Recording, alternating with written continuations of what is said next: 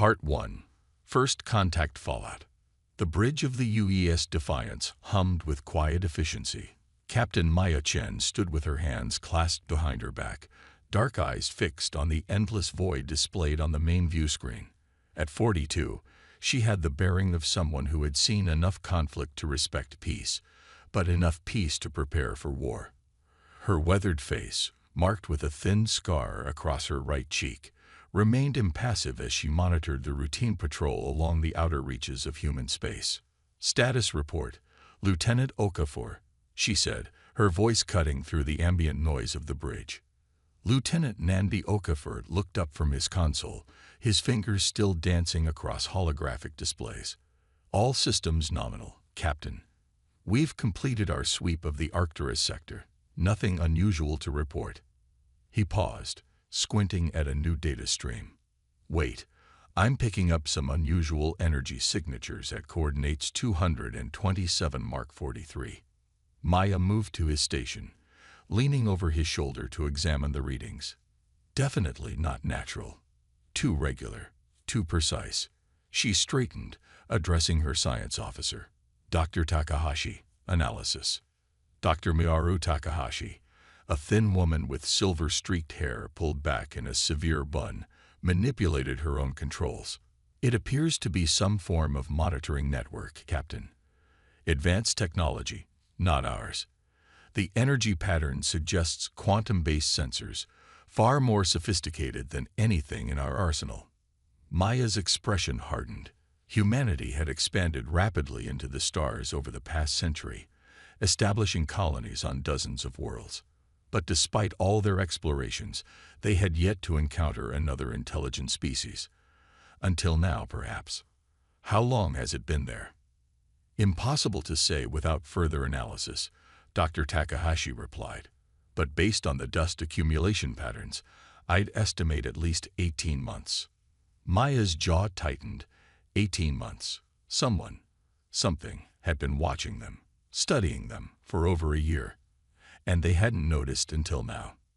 "Tactical alert," she ordered. "Shields up, weapons on standby." Commander Alexander Volkov, her XO and tactical officer, complied immediately. The bridge lighting shifted to a subtle red, and Maya felt the almost imperceptible hum as the Defiance's shield generators came online. "Should we destroy it?" Volkov asked, his Russian accent more pronounced under stress. Maya considered. "No, not yet. If someone's been watching us, I want to know who and why before we give away that we've discovered their surveillance." "Captain," Okafor called out, his voice tight, "I'm detecting a massive energy surge from the array." Before Maya could respond, the view screen flickered, and an image materialized. The bridge crew fell silent, staring at the alien figure that now dominated their view. They were vaguely humanoid, but with iridescent skin that seemed to shift colors with each movement. Multiple pairs of eyes arranged in vertical columns gazed out from a face that seemed composed more of angles than curves. When it spoke, its mouth didn't move. Instead, patterns of light rippled across its skin. "Humans of Earth vessel," the alien said, its voice surprisingly melodic despite the metallic undertones of translation. "I am Supreme Commander Zulvax of the Vorax Dominion. Your primitive craft has trespassed into space claimed by the Dominion." Maya stepped forward. "This is Captain Maya Chen of the United Earth Ship Defiance. We were unaware of any territorial claims in this sector. We come with peaceful intentions." The alien, Zulvax, made a gesture that might have been dismissive. "Peace is irrelevant. The Vorax Dominion has observed your species for some time. Your technological development is concerning. Your biological adaptability even more so." Maya maintained her composure, though alarm bells were ringing in her mind. "We pose no threat to your people, Commander Zulvax. We would welcome diplomatic relations." "Diplomacy is inefficient," Zulvax interrupted.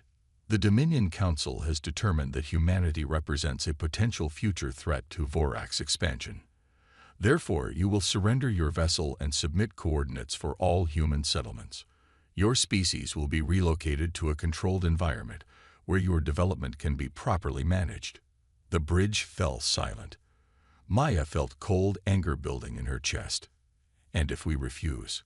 The alien's skin rippled with patterns that somehow conveyed amusement.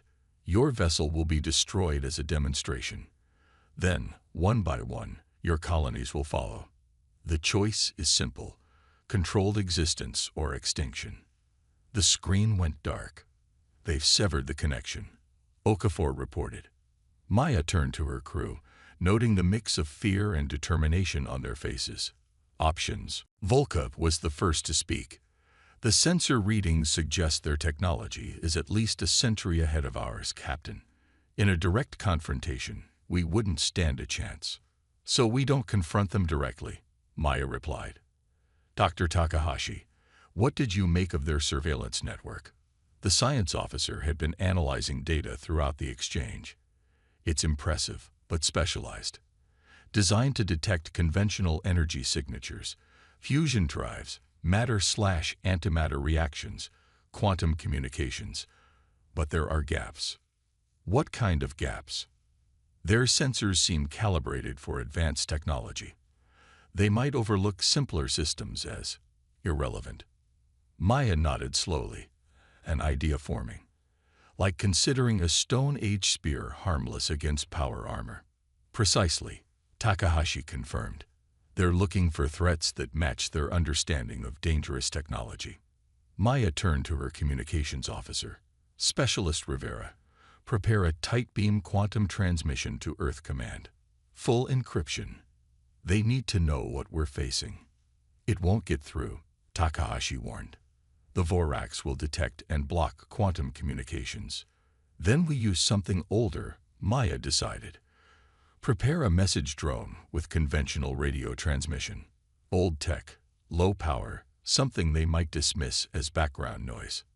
As her crew hurried to comply, Maya stared at the view screen, now showing only stars again.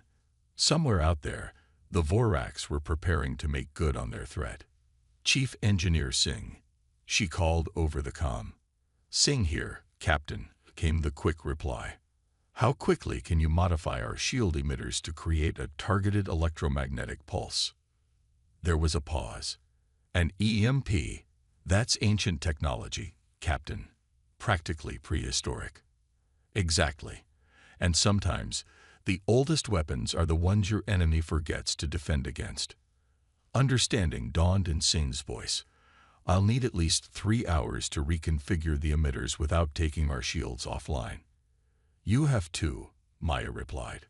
The next 90 minutes passed in tense preparation.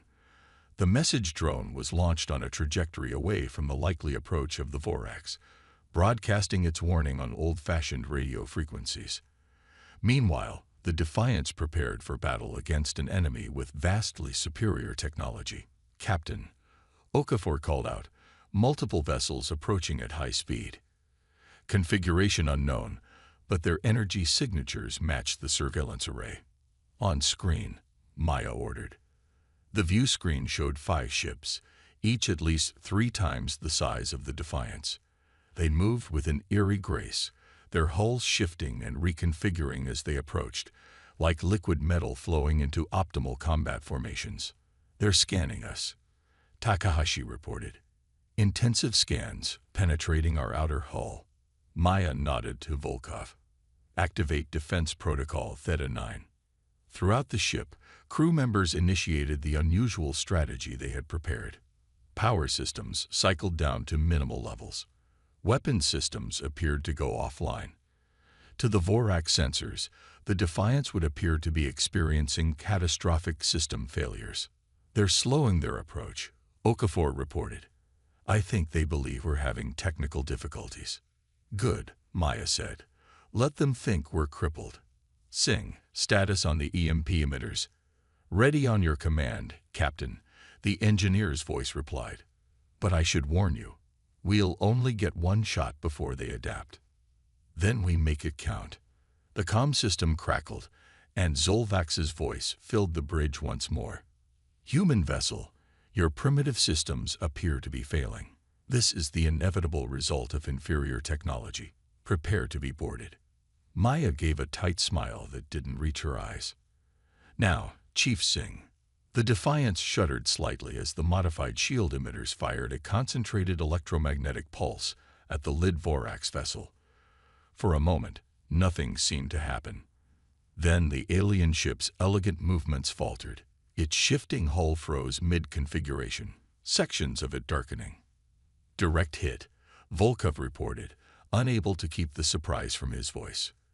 Their main systems are offline. All power to engines, Maya ordered. Bring us alongside the disabled vessel. Prepare boarding teams. The crew stared at her in shock. Captain, Volkov questioned. They expected us to surrender or die, Maya explained. They didn't expect us to fight back, and they certainly didn't expect us to board them. She stood, adjusting her uniform. I'll lead the boarding party myself. Commander Volkov, you have the bridge. As she strode toward the turbolift, Maya felt the weight of what she was about to do. Humanity's first contact with an alien species was about to become humanity's first interstellar conflict, but the Vorax had given them no choice. As the boarding team assembled in the shuttle bay, Maya addressed them briefly. Today we fight not just for ourselves, but for every human settlement, every colony, Earth itself.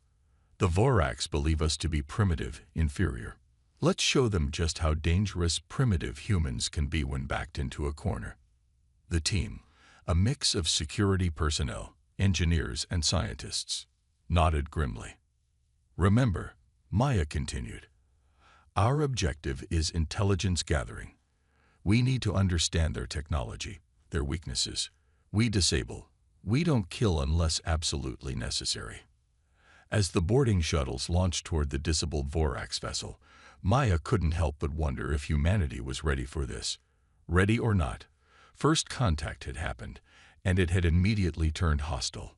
The Vorax had made a critical error. They had dismissed humans as primitive, unworthy of respect or diplomacy.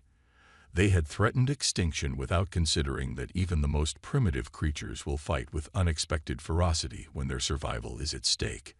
And humans were far from primitive. As the shuttles approached the alien vessel, Maya knew this was just the beginning. The Vorax thought they were dealing with an insignificant species they could bully into submission. They were about to learn otherwise. The human response. The boarding shuttle clamped onto the Vorax vessel with a metallic thunk. Maya checked her plasma pistol one final time before nodding to the security team. The airlock cycled open, revealing the alien interior, a curved corridor with walls that seemed to pulse with faint bioluminescence. Atmosphere is breathable, Dr. Takahashi confirmed, studying her handheld scanner. Gravity slightly higher than Earth standard. Maya took the first step onto the alien ship, immediately struck by the sensation of walking on something almost alive. The floor had a slight give to it, like compressed moss. Stay alert, she ordered.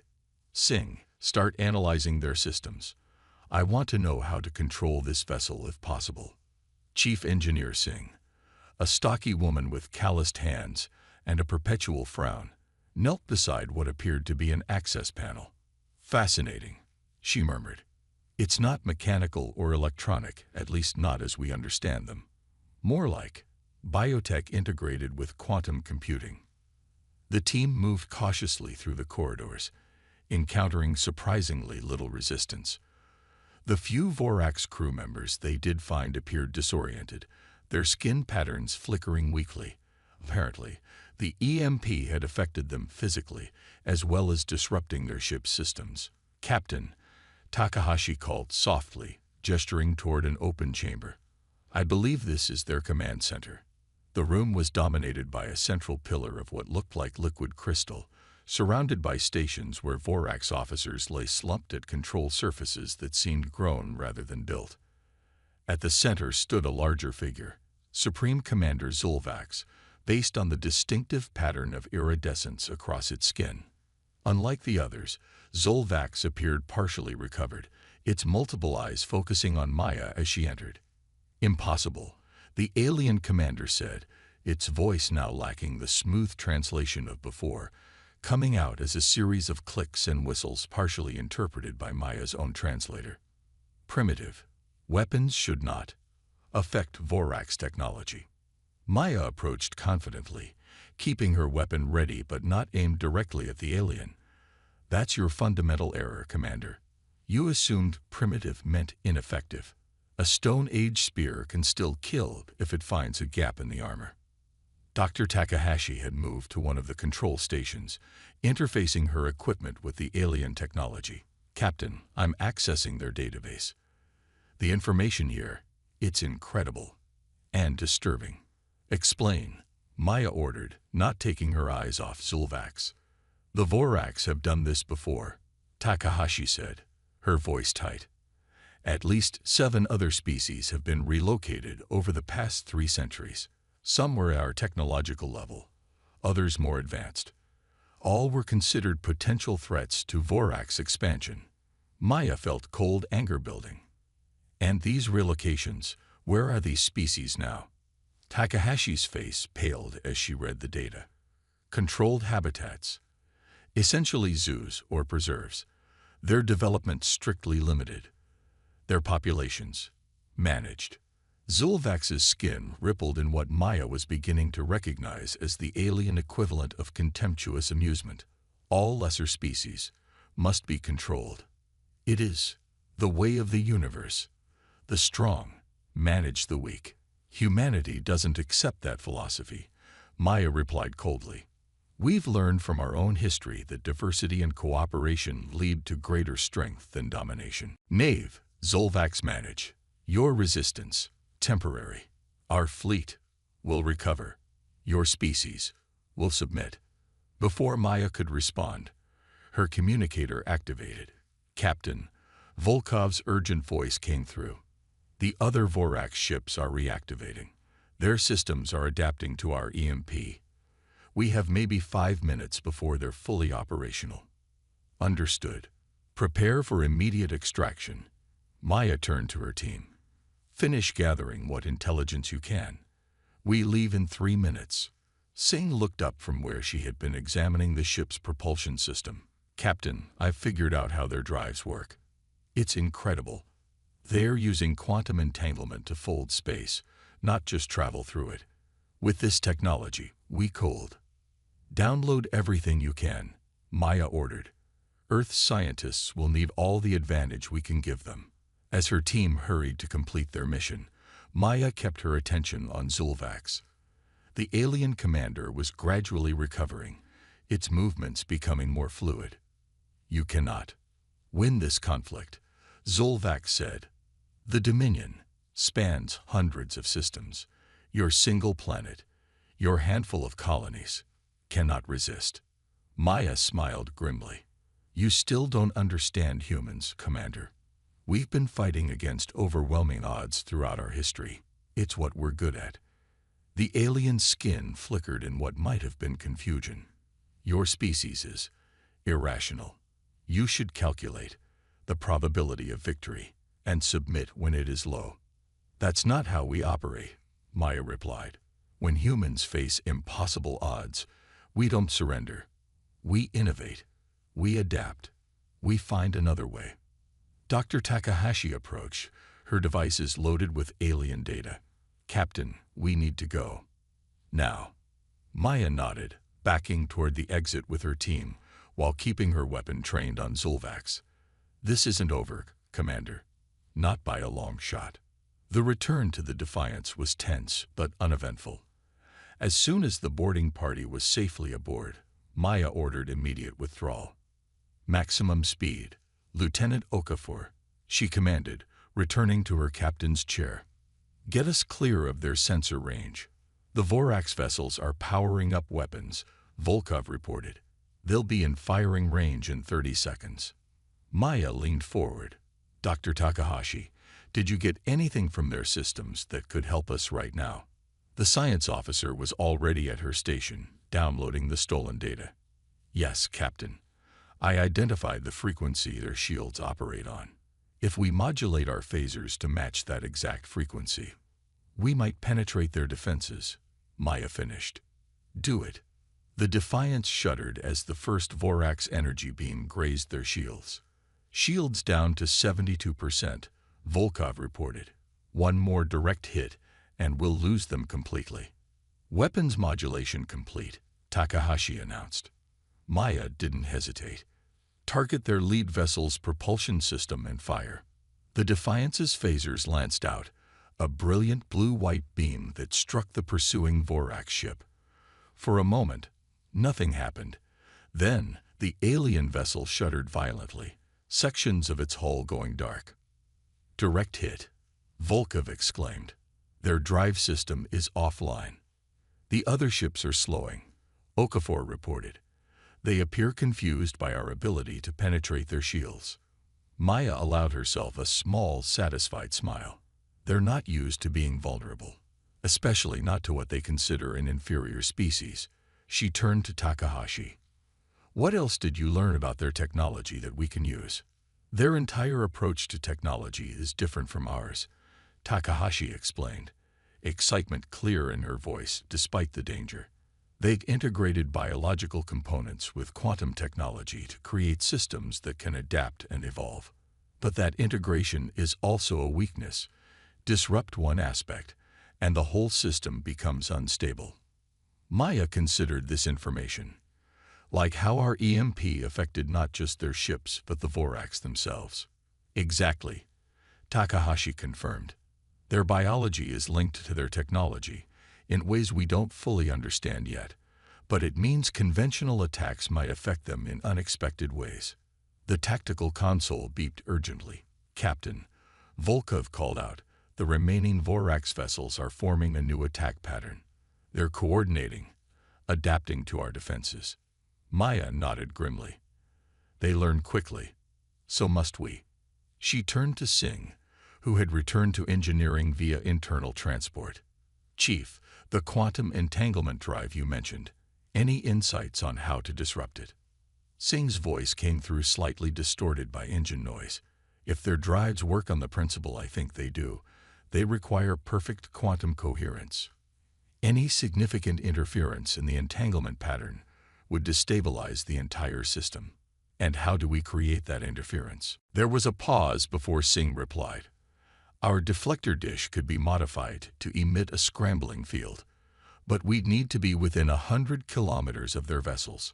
Too close, Volkov objected. They'd cut us to pieces before we got within range.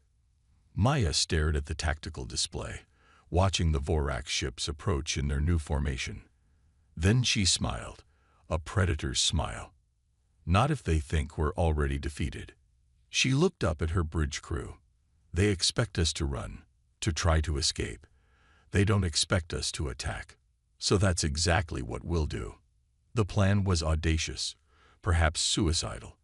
The Defiance would fake critical system damage, appearing to drift helplessly. When the Vorax approached to capture the vessel, as their previous behavior suggested they would, the ship would unleash Singh's quantum scrambling field at point-blank range. All hands, battle stations, Maya ordered. This is going to get rough. The next 20 minutes were among the most tense Maya had ever experienced. The Defiance drifted, emergency power flickering, life support apparently failing.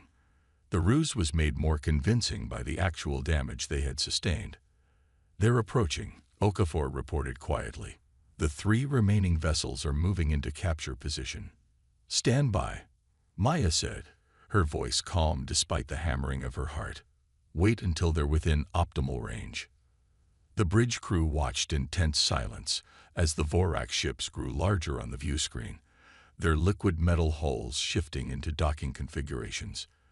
They were clearly preparing to board the seemingly crippled human vessel. Now, Chief Singh, Maya ordered. The Defiance came alive, all systems powering up simultaneously. The deflector dish glowed brilliant blue before emitting a wave of energy unlike anything the ship had generated before. The wave washed over the Vorax vessels, which immediately began to convulse, their elegant forms becoming chaotic and distorted. It's working, Takahashi exclaimed. The quantum field is disrupting their entire integrated system. On the view screen, The nearest Vorax ship seemed to fold in on itself, sections phasing in and out of normal space before stabilizing in a malformed configuration.